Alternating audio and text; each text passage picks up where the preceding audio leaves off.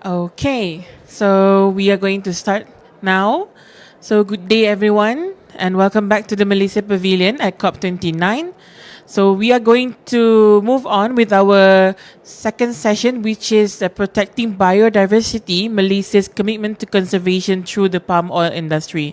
So, our next speaker will be Mr. Ahmad Shahdan, the conservation manager from the Malaysian Palm Oil Green Conservation Foundation, who will address Malaysia's dedication to protecting biodiversity within its palm oil sector.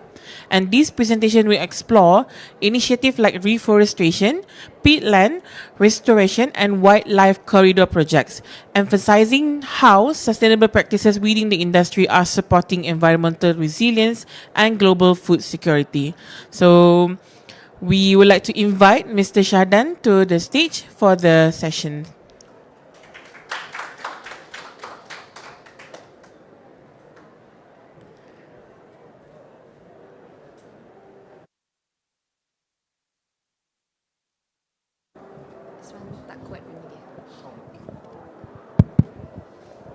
Bismillahirrahmanirrahim. Assalamualaikum and a very good morning to Yang Bahagia Datuk Adi and ladies and gentlemen. Thank you MC. So today I would like to share with you some of the conservation of biodiversity that we at MPOGCF has initiated, and I hope with that sharing we get to share to the world the commitment of not just MPOGCF but the Malaysian palm oil industry itself towards conserving biodiversity that exists within the oil palm plantation landscape that we have in Malaysia. Right. Okay, so first of all, I will share with you about the foundation itself, who we are. So MPOGCF, I know it's long, but the full name is Malaysian Palm Oil Green Conservation Foundation. So in short, perhaps you can call us a foundation. So we are actually a foundation established under the Ministry of Plantation and Commodities on the 12th of February 2020. And our founder is actually Malaysian Palm Oil Council, MPOC. And the reason behind the establishment of MPOGCF is actually to continue biodiversity conservation efforts undertaken by Malaysian Palm Oil Wildlife Conservation Fund, which has started several conservation initiatives since 2006. So MPOGCF, although we are still considered new, established in 2020, but the work has already started since 2006 under MPOWCF. And this MPOWCF, the funds, is actually managed by MPOC. And the establishment of MPOGCF is actually to represent and lead the Malaysian palm oil industry initiative in wildlife conservation, forest restoration, and best practices among oil palm planters. Right, so this is the objective of MPOGCF. This is what we do. So basically, our objective is separated into 5 objectives. And although it's quite long, but basically, if you look at that objective that we have listed here, our objective is mainly on reforestation and rehabilitation of degraded forest area. That's the first objective. The second objective is to encourage conservation of endangered wildlife and biodiversity in Malaysia. The third one is to encourage and promote conservation initiative and best sustainability practices in oil palm plantations, including smallholders. And the fourth one is efficient fund management to assist research and study by NGO or also by university. And the last one is, of course, to promote and disseminate sustainability of Malaysian palm oil industry to global consumer. Right, so before I go any deeper into the initiative that we have done, I would like to share this 4-5 minutes video with the audience. Right? Okay. Malaysia is a mega-diverse country. On land, our natural ecosystem consists of an immense variety of wild plants and animals.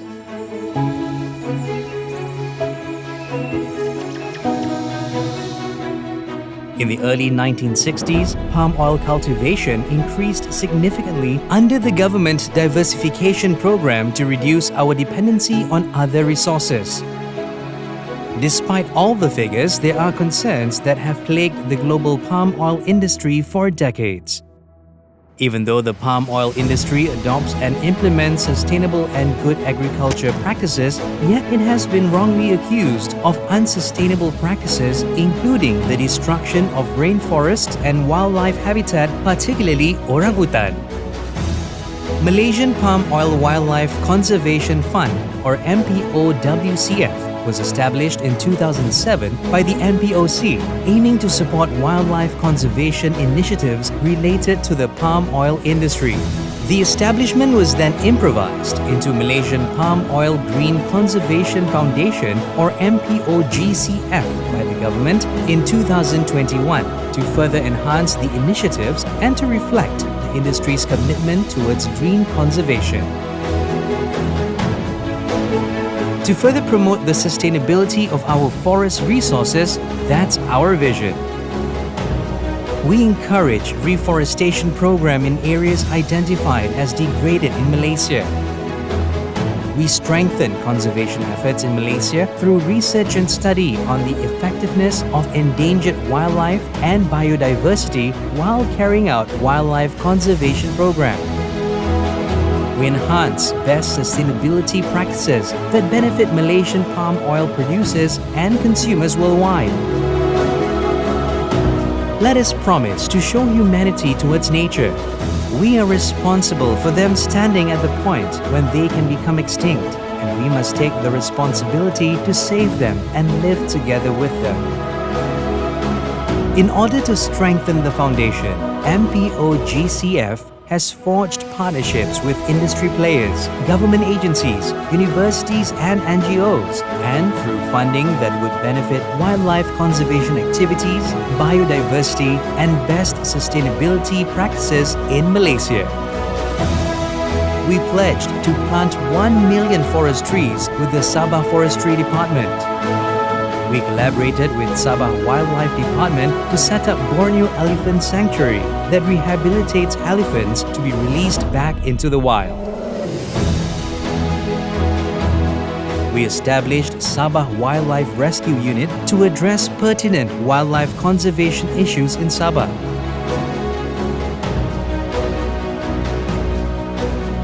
We work together with Perhilitan for the Malayan Tiger Conservation Program in Sungai Perak.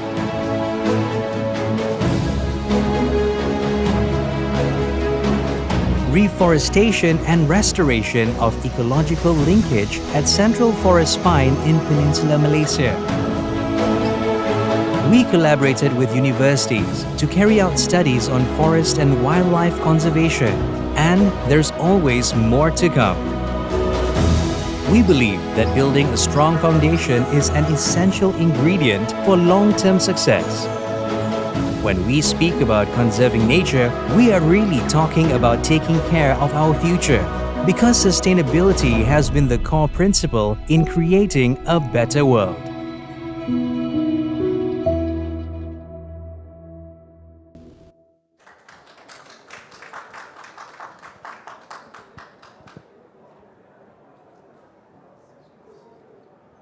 All right, thank you. So I'm not done yet. There's still more slides to share with you guys. So anyway, from that video, it's a wrap up about the whole conservation initiative undertaken by MPOGCF. And here, I think I would like to share a little bit more details about each project. And I think based on our objective, the first one is on reforestation and rehabilitation. So I would like to elaborate more or share more with you all our first project, which is called the Orangutan Habitat Restoration via tree planting program. So this is a program that we work together, collaborate with Sabah Forestry Department. The project is in Sabah to restore, we try to restore 2,500 hectares of degraded area, forest area, and that area is actually an important orangutan habitat. So by doing some reforestation project at that site, we hope we can restore the habitat, and orangutan will be coming back to the area. And right now, after 3 years, 4 years of carrying out this project, good news. I mean, we have received a report of orangutan coming back to that site. So that's a good sign of the success of this project. And the second project on the reforestation that I would like to share is a project of restoration of degraded forests in Central Forest Pine. So Central Forest Pine is actually an initiative by Malaysian government in Peninsular Malaysia, which try to reconnect all these fragmented forests from the south of Peninsular Malaysia up to the north of Peninsula. So in this project, we collaborated with Forestry Department of Peninsular Malaysia, and in particular, there is one pilot project that we currently undertaking, and that project is with the Forestry Department of Kelantan. That area of about 10 hectares have been unfortunately encroached by somebody which we don't know to plant oil palm. So it's done illegally.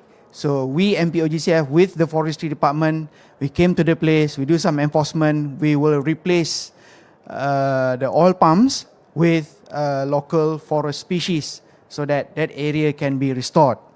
Okay, and the third one is a development of peat restoration model. This is our collaboration with SD Guthrie. The project is actually to restore 50 hectares of peat area which was planted by oil palm, and then we try to restore the area so that it goes back to the natural peatland habitat, so that it will encourage more biodiversity to live in that area. And that particular area is actually surrounded by oil palm plantations, and hopefully by doing this kind of restoration model, whichever plantation company that have similar situation, you know, within their plantation, they can try to adopt this model and restore the peat within their plantation area. Right, we move on to our project on wildlife conservation project. I've separated them into three major or main focus species for MPOGCF. I mean, if you look at our logo, you can see there are three main species: the orangutan, the elephants, and the Malayan tiger. Although we only put these three species, we're actually not just working for these three particular species, because we work with all biodiversity that exists within the landscape. But by giving more focus on these three particular species, we actually protect the entire habitat, and by doing so, we protect everything that is within that habitat. Okay, so the first one is for the elephant, Borneo Elephant Population Survey. This is a project that we work together with Sabah Wildlife Departments. We try to determine the current population number of the Borneo elephant in Sabah. It's a very unique species, endemic species, only can be found in Sabah. So we want to know the current number. What is the population number that we have in Sabah? And based on that numbers, we can plan for more conservation action plan in the future. All right. In Malaysia, we are quite unique. Although the species of elephant that we have is all Asian elephant, but they are actually separated into two subspecies. One is in Borneo, that's Bornean elephant, quite small. I mean, slightly smaller than the Asian elephant that we have in Peninsular Malaysia. And in Peninsular Malaysia, we work together with the Department of Wildlife and National Park to conserve the elephants through National Elephant Conservation Action Plan. And in fact, this action plan is a national level action plan, which we involve all stakeholders within the oil palm plantation industry. We get them to join the roadshow with the department, and then we share with them the plan. I mean, what can be done when they have elephants in their landscape. You know, what is the best way to deal with elephant? Because when you talk about elephant, you will have human-elephant conflict. And when you have that, the loss is actually on both sides. But we hope by having kneecap, we can try to minimize the negative impact on both the elephant itself and also the industry. Right. The third one is called Bornean Elephant Sanctuary. These elephant pictures here is actually taken on in Borneo Elephant Sanctuary. So it's a sanctuary set up by Wildlife Department of Sabah, and the main purpose of this sanctuary is actually to rescue and rehabilitate elephant from conflict area. And once they are rehabilitated, they will be reintroduced back to the habitat, because this area, the sanctuary is located within Kinabatangan area. That forest is huge. We hope by relocating this elephant in this area, we get to reduce the conflict especially within the plantation landscapes. And the last one for elephant is called ACE Coalition. ACE is actually Achieving Coexistence with Elephant Coalition. It's a coalition made by university, and the members are actually from plantation. This is a platform where all plantation company in southern part of Peninsular Malaysia, they join this coalition because they believe through this coalition, they get to sit down together with experts and discuss the best way to mitigate human-elephant conflict. All right. The second species is on orang-utan. So for Bornean orang-utan, we also conduct this population survey because we need to know the current number. Because the latest survey done in 2016-17, it shows that the population number of orang-utan in Sabah is stable. So thanks to all the conservation efforts done in Sabah to protect this species, so the population number has been stabilized for 15 years. And right now we are carrying out another population survey to determine the current number, to see if the trend remain the same, if not increase. Okay. And the latest edition is actually called Orang-Utan Diplomacy. This is actually an idea by our minister. It's a good idea actually, because through this Orang-Utan Diplomacy, we get to encourage more support from local community to support the industry to do more in conserving this species.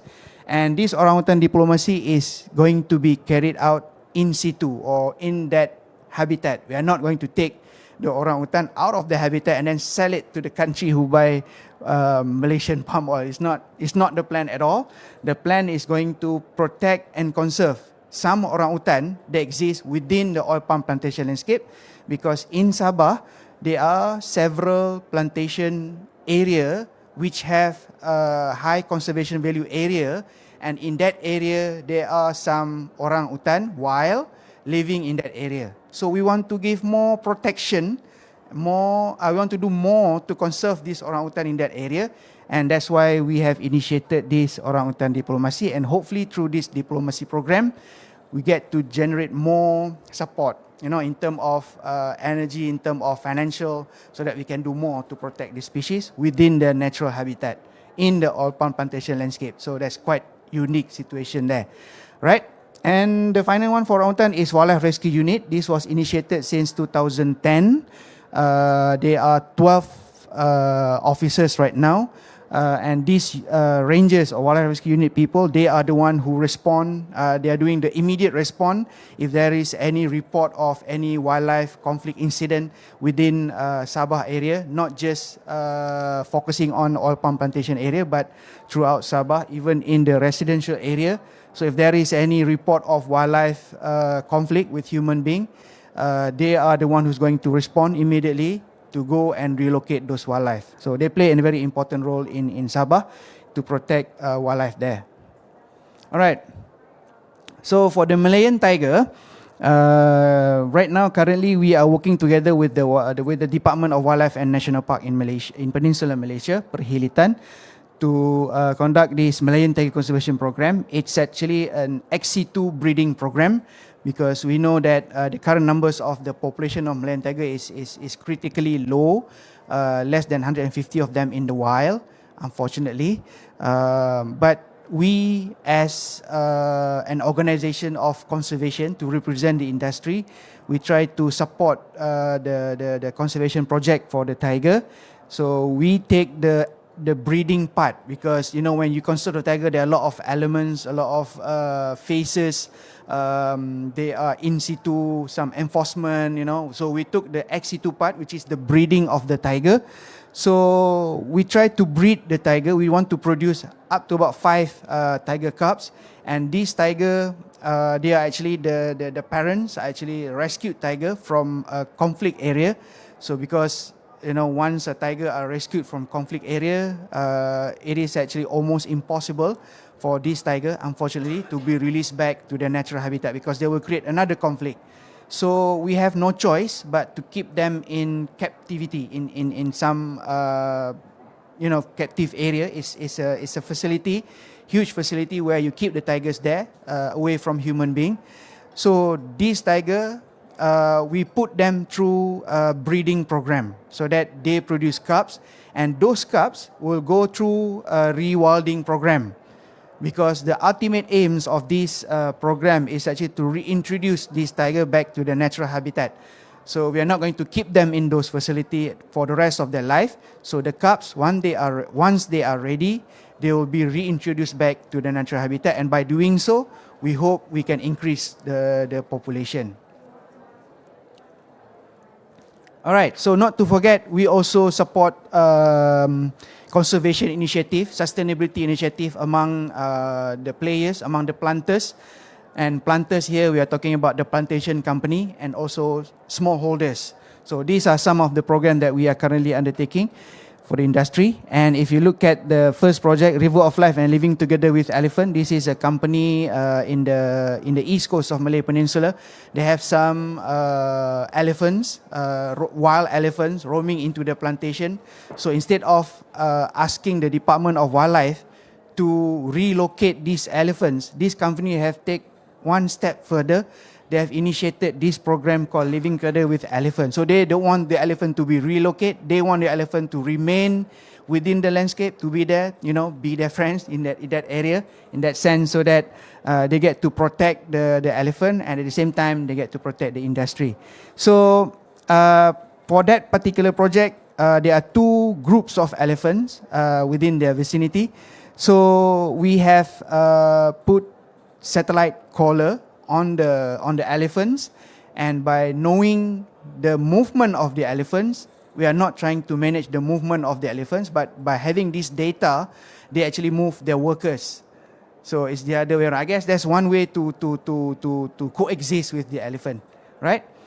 And the second one is called the HCV and Biodiversity Management Training for Smallholders. So this is where we help the smallholders, because in the industry, I guess nobody is left behind. We want the plantation companies, they are doing good in managing the biodiversity within the landscape, but the smallholders, most of them are actually left behind, but we don't want all, to be left behind. So we want to help everyone.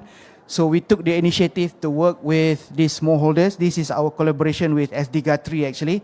We are taking a SD Guthrie module on how to manage the biodiversity. We tone it down a little bit so that the smallholders can also practice some of those elements within that management plan. And this is actually the actual pictures from that program. Okay. The third one is establishment of elephant corridor within plantation landscape. This is a project where the company, they have set aside some area within their plantation to be planted with some of the plant which are favorites to the elephant, or elephant food actually. And by designing it into a corridor to connect some forest patch to another forest patch, the elephant will spend more time within those forest patch and within the corridor, and it will spend less time within the plantation area. And by doing so, we hope we can reduce the conflict. And when you talk about coexistence with elephant, even the smallholders in Malaysia has started to embark in this journey, because for a big plantation company, maybe it's easy for them, to coexist with the elephant. But for smallholders, I think it's very difficult, because one palm is already very important to them. That's their livelihood. But even though in that sense, even the smallholders, they started to embark this journey.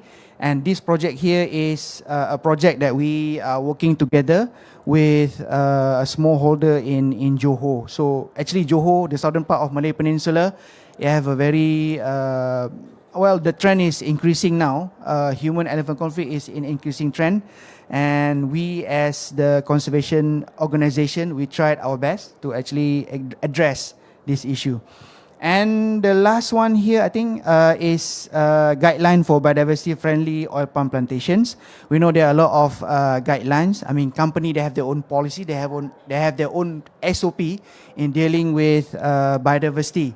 But when you talk about a slightly smaller planters, I mean, smallholders in particular, they have no guidelines. They just, do whatever they can. I mean, the main concern is to produce as many fresh fruits bunch. But like I said, even the smallholders now, they want to be part of the conservation initiative.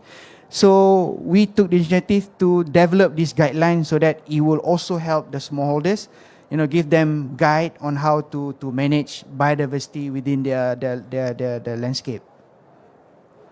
Okay.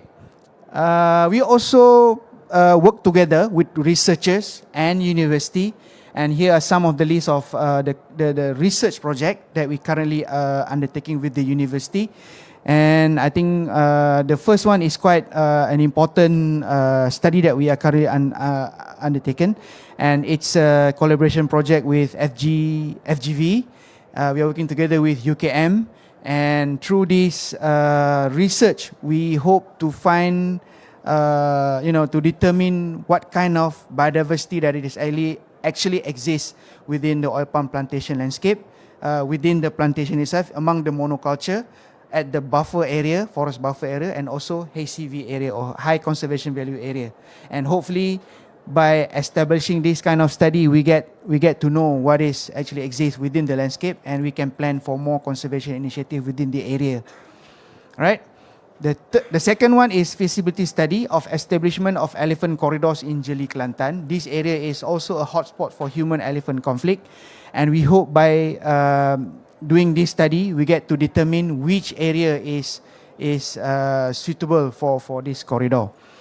And the third one is called Ban Aul for Oil Palm Smallholders Initiative, or in short, we call it BOSI. So this is a way of encouraging the smallholders to practice or to adopt best management practices. We are using this Ban Aul as a biological agent to control rats infestation within the plantation.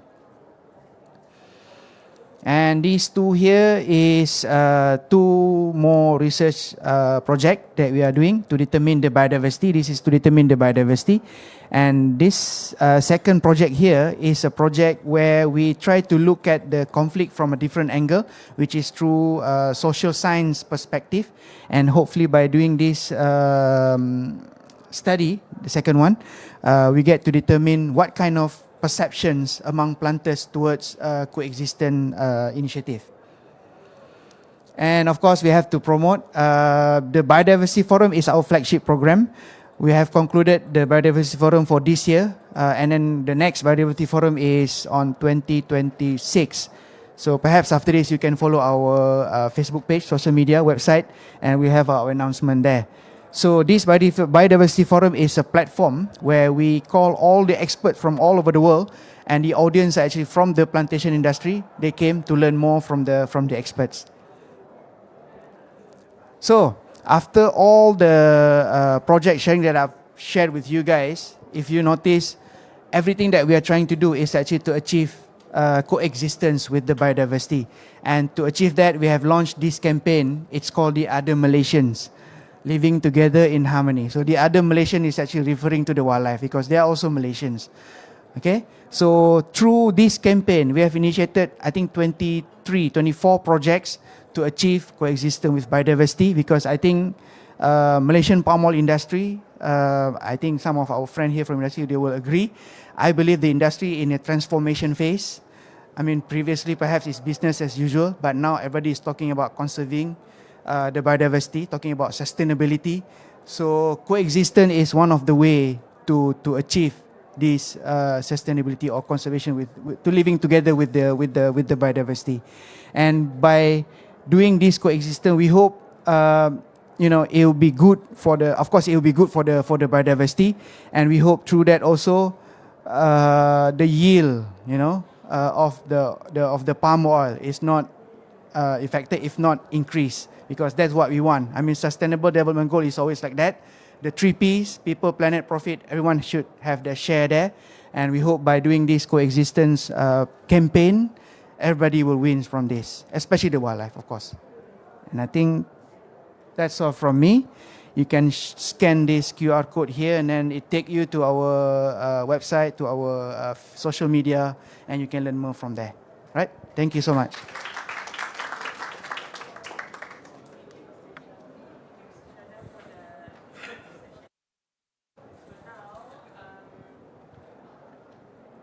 Thank you. All right. Okay. Thank you, Mr. Shahdan, for the insightful session. So now, before we end our session, can we have a quick group photo with the audience as well?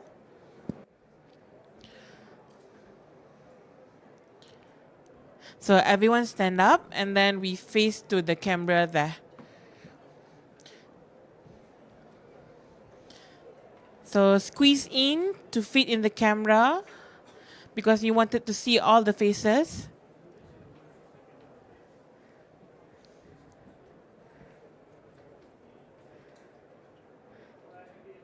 Big smile. Freestyle. And then we have a videos. I want everyone to wave to the videos and big smile. All right. Thank you. Thank you.